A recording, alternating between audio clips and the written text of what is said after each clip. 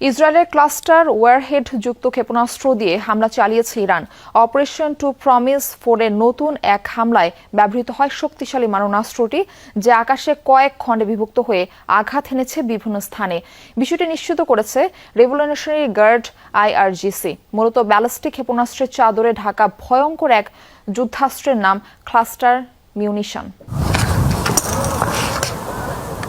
বৃহস্পতিবার স্থানীয় সময় রাত আকাশ প্রতিরক্ষা ব্যবস্থা ভেদ করে ইসরায়েলের ব্যস্ত রাজধানী তেল আবিবে আঘাত হানে ইরানের একটি ক্ষেপণাস্ত্র।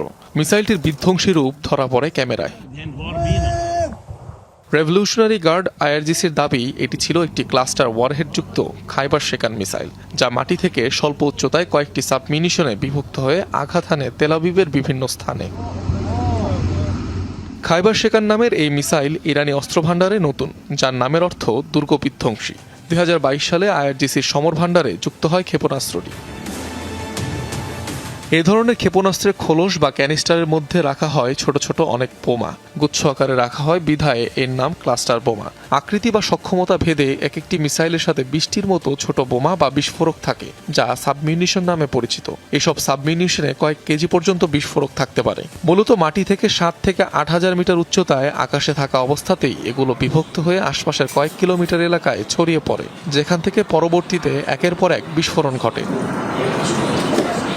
ক্লাস্টার ওয়ারহেডে থাকা এসব গুচ্ছবোমা অনেকদিন মাটিতে সক্রিয় এবং অবিস্ফোরিত অবস্থায় থাকতে পারে, অর্থাৎ এক ধরনের জীবন্ত মাইন হিসাবেও বিবেচনা করা যেতে পারে এটিকে। কনভেনশন অন ক্লাস্টার মিউনিশন নামে একটি আন্তর্জাতিক চুক্তি হয় 2008 সালে।